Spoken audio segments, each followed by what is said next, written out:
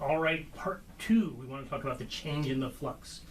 So remember what we had before was a loop of wire in a magnetic field.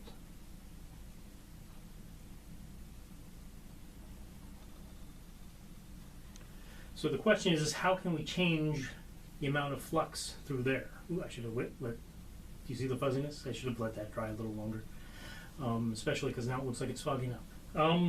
Anyways, so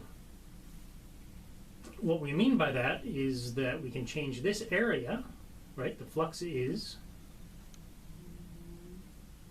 B perpendicular times A.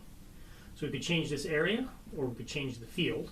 Either one of those will do, right? We can change it in different ways. Now you could have a very complicated wire where you can actually slip and change the area there. But what we could do is we could just, if we have a localized field, change where the loop is. So if I have a field here, this whole region is a field out of the board coming towards you. And I have a loop here and I have a loop here, right? I pull this way.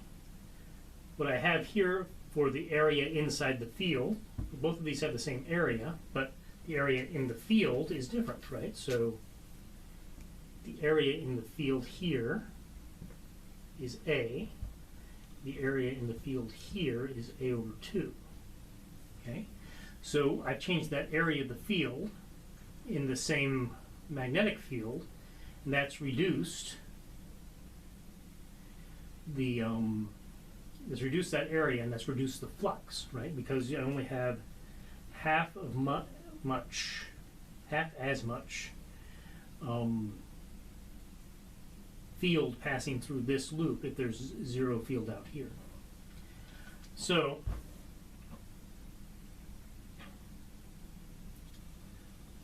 what we're saying is you can change the flux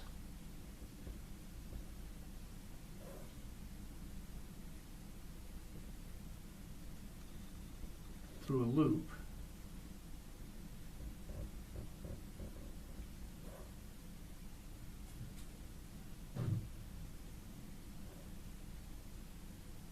by either changing the field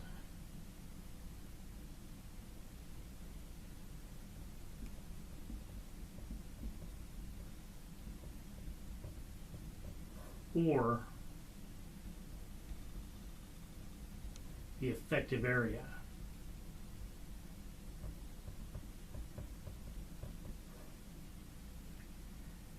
And what I mean by the effective area is the area in the field, like that. Okay?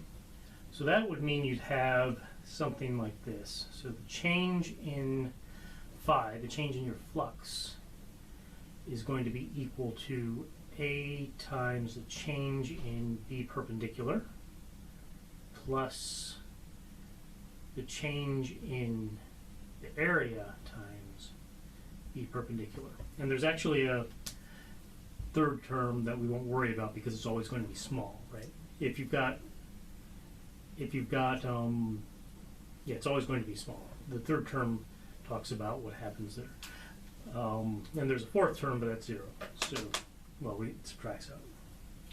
So that's what we mean by a change in flux. So I'm going to talk about a change in flux in the example where we're going to turn this and change the flux. All right, and that's one way you get a lot of these things going. If you have a generator, right, changing the relative angle between these two things is one of the things that will give you an AC current, right? That'll give you an AC voltage. So if you turn your wire loop like that, or if you turn a bunch of magnets around it in a dynamo, then you'll generate AC power, and that's more or less how you get power today, right? That's what these dynamos do in power plants. So basically, this is the principle behind a power plant, and so is the next thing where we're actually going to talk about the time rate of change. of the flux and how to get a voltage out of it. Wow.